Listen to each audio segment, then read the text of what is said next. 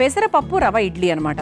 So పెసరపప్పు కాంబినేషన్లో ఈ రవ ఇడ్లీ ఎలా ఉండబోతోంది తెలుసుకునే ముందు కావాల్సిన పదార్థాలు చూసేద్దాం. పెసరపప్పు రవ ఇడ్లీ తయారు చేసుకోవడానికి కావాల్సిన పదార్థాలు: నానబెట్టుకున్న పెసరపప్పు 1 కప్పు, పెరుగు 1 కప్పు, నూనె 2 టేబుల్ స్పూన్లు, ఆవాలు 1 టేబుల్ స్పూన్, పసుపు తగినంత, బొంబాయి రవ్వ 1 కప్పు, జీలకర్ర 1 టేబుల్ స్పూన్, మినప్పప్పు 1/2 టేబుల్ స్పూన్, శనగపప్పు 1/2 టేబుల్ స్పూన్, పచ్చిమిర్చి 4, అల్లం తురుము 2 టేబుల్ స్పూన్లు, కరివేపాకు కొద్దిగా, ఇంగువ 1/2 టేబుల్ స్పూన్, క్యారెట్ తురుము 1/2 కప్పు, ఉప్పు తగినంత, ఫ్రూట్ సాల్ట్ 1/2 టేబుల్ స్పూన్, కొత్తిమీర కొద్దిగా. పెసరపప్పు రవ ఇడ్లీ తయారు చేసుకోవడానికి కావాల్సిన పదార్థాలన్నీ కూడా రెడీగా ఉన్నాయి.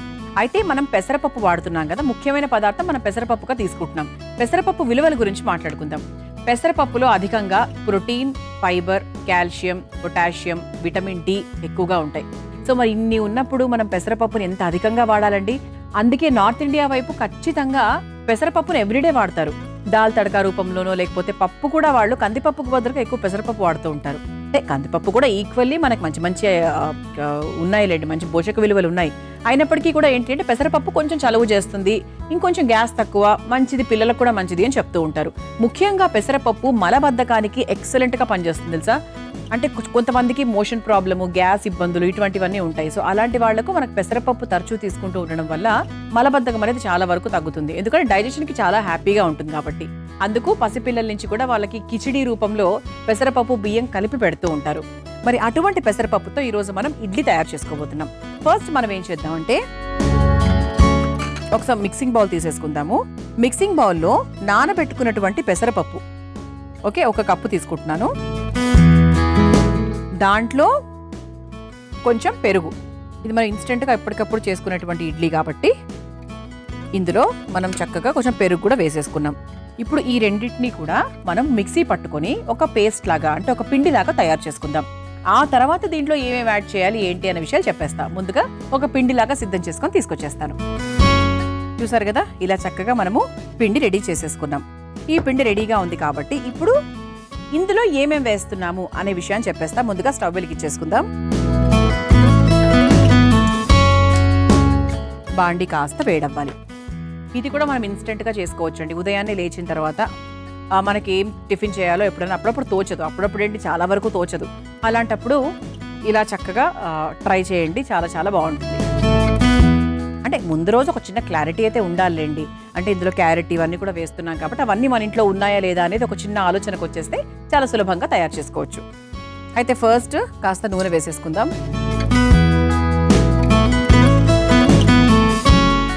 అంటే ఇప్పుడు మనము ఈ పిండిలో వేసుకోవాల్సినటువంటి పోపు రెడీ చేసుకుంటాం అన్నమాట.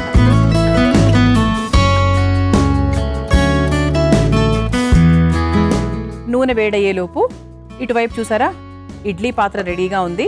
ఇలా ఒక 4 ఇడ్లీలకు సంబంధించి ఒకటే ప్లేట్ నేను తీసుకున్నాను. దీంట్లో మనం కాస్త నీళ్లు పోసేసుకుందాం.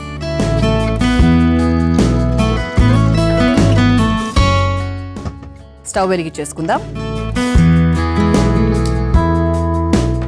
నీళ్ళు కూడా కాస్త వేడవుతూ ఉంటాయి. మూత పెట్టేద్దాం. ఈలోపు మనకు పిండి రెడీ అయింది, దానికి సంబంధించి పోపు కూడా రెడీ చేసేసుకుంటున్నాం. ఆయిల్ కాస్త వేడైపోయిందండి. ఇప్పుడు ముందుగా ఆవాలు,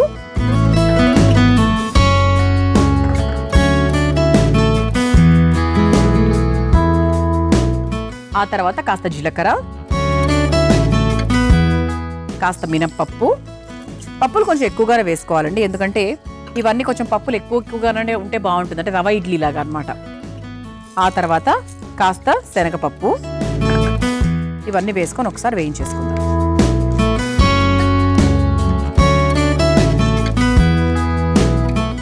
ఆ తర్వాత కొంచెం పసుపు, ఆ తర్వాత చక్కగా ఘాటుగా ఉండడానికి అల్లం ముక్కలు, అలాగే కారానికి తగ్గట్టుగా పచ్చిమిరపకాయలు.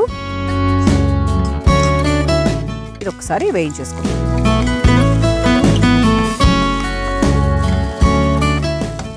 ఆ తర్వాత కరివేపాకు,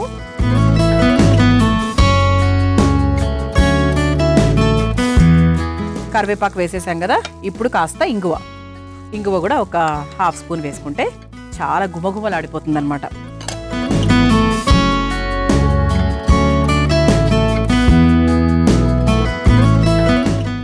ఇక ఫైనల్గా ఇందులో మనం బొంబాయి రవ్వ వేసుకోవాలి. సాధారణంగా మనం రవ్వని డైరెక్ట్గా పిండిలో యాడ్ చేసేస్తూ ఉంటాం, కానీ ఒక పిసర్ వేయించుకొని యాడ్ చేసుకోవడం కూడా ఇంకా బాగుంటుంది కదా. అందుకు ఈ పోపులోనే కాస్త రవ్వ వేసేద్దాం. ఇది ఒక్కసారి మనం వేయించేసుకొని ఆ తర్వాత పోపు వేసుకుంటే ఇంకొంచెం రుచికరంగా ఉంటుంది.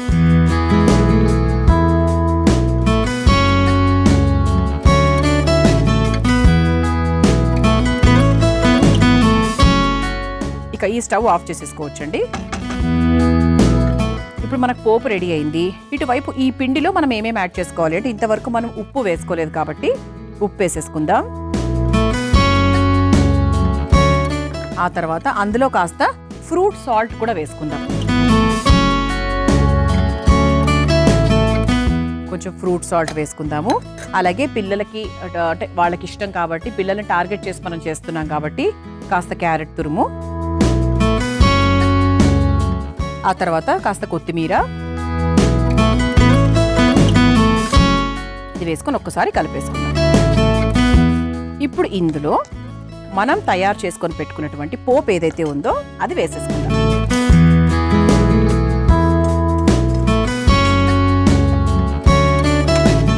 ప్రాసెస్ చాలా డిఫరెంట్గా ఉంది కదా, బాగుంటుంది కూడా.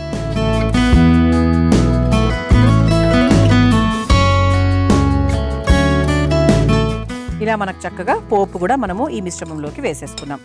సో ఇందులో మనకు పెసరపప్పు పెరుగు పేస్ట్లో పిండిలో కావాల్సిన పోపు వేసుకున్నాము, కావాల్సిన వెజిటేబుల్స్ అంటే క్యారెట్ మాత్రమే వేసుకున్నాం ప్రస్తుతానికి. ఇలా చక్కగా కలిపేసుకున్నామండి. కావాలంటే ఒక్క చుక్క నీళ్ళు ఏమైనా కావాలంటే వేసుకోవచ్చు, అది మనకి కన్సిస్టెన్సీ మనకు తెలిసిపోతుంది కదా, దాని పరంగా చేసుకోవాలన్నమాట. ఓకే, ఇప్పుడు ఇలా ఇడ్లీ పాత్ర కూడా రెడీగా ఉంది. దీనికి కాస్త నూనె రాసేసుకుందాం. నూనె లేదంటే నెయ్యి ఏదైనా రాసుకోవచ్చు. ఇలా రాసుకొని మనం తయారు చేసుకొని పెట్టుకున్నటువంటి ఈ పిండి ఏదైతే ఉందో ఇది ఇడ్లీ పాత్రలోకి వేసేసుకుందాం. సో మసాలా ఇడ్లీ అని కూడా మనం దీన్ని అనొచ్చు యాక్చువల్లీ. సో చక్కగా అంటే అన్నీ కూడా అంటే ఇది రంగు కూడా పసుపు వేయడం వల్ల చాలా అట్రాక్టివ్గా అయింది కదా. ఎప్పుడు ఇడ్లీలకు ఉండే కలర్ కాకుండా కొంచెం డిఫరెంట్గా ఉంటే ఈవెన్ తినే వాళ్ళకు కూడా కొంచెం కొత్త ఇంట్రెస్ట్ స్టార్ట్ అవుతుంది.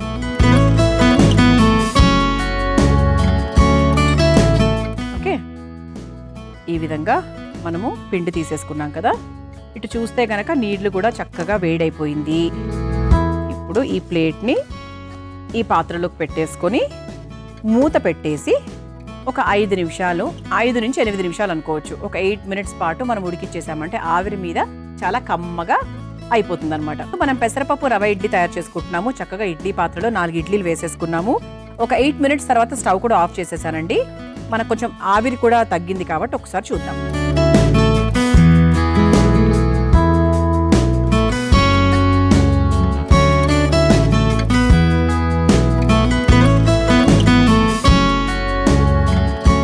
అయిందంటే వేడి వేడిగా ఉన్న ఇడ్లీలు. ఇది మనకి పెరుగు పచ్చడితో అయినా లేదంటే ఏదన్నా పుదీనా పచ్చడి, టొమాటో పచ్చడి దేంతో అయినా బాగుంటుంది. ఇలా చక్కగా మనము ఒక ప్లేట్లోకి తీసేసుకున్నాం. అంటే కొంతమందికి ఏంటి అంటే పచ్చడితోనే తినడం అలవాటు, ఖచ్చితంగా పచ్చడి ఉండాలి అని. నాకైతే అండి చక్కగా పైనుంచి నెయ్యి వేసుకొని తింటే నాకు ఇడ్లీకి ఒక మంచి సాటిస్ఫాక్షన్ వస్తుంది. కొందరు ఇలా ఉంటారు, కొందరు అలా ఉంటారు.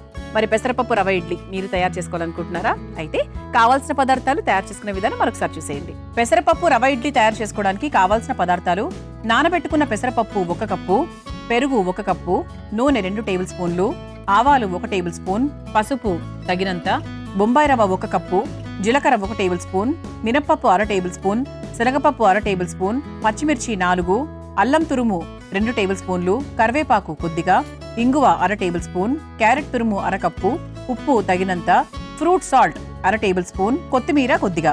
పెసరపప్పు రవ ఇడ్లీ తయారు చేసుకునే విధానం: ముందుగా ఒక మిక్సింగ్ బౌల్లో నానబెట్టుకున్న పెసరపప్పు, పెరుగు వేసి మెత్తగా రుబ్బుకొని పక్కన పెట్టుకోవాలి. ఇప్పుడు స్టవ్ వెలిగించి ఇడ్లీ కుక్కర్లో నీళ్లు పోసి వేడి చేసుకోవాలి.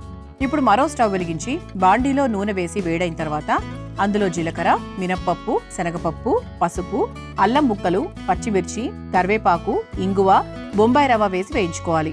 ఇప్పుడు స్టవ్ ఆఫ్ చేసి పెసరపప్పు బౌల్లో కాస్త ఉప్పు, ఫ్రూట్ సాల్ట్, క్యారెట్ తురుము, కొత్తిమీర, వేయించుకున్న పోపు మిశ్రమాన్ని కూడా వేసి కాస్త నీళ్లు పోసి కలిపి ఇడ్లీ ప్లేటుకు నూనె రాసి కలిపి పెట్టుకున్న పిండిని అందులో వేసి ఆవిరి మీద ఉడికించుకొని ఒక సర్వింగ్ బౌల్లోకి తీసుకొని సర్వ్ చేసుకుంటే పెసరపప్పు రవ ఇడ్లీ రెడీ.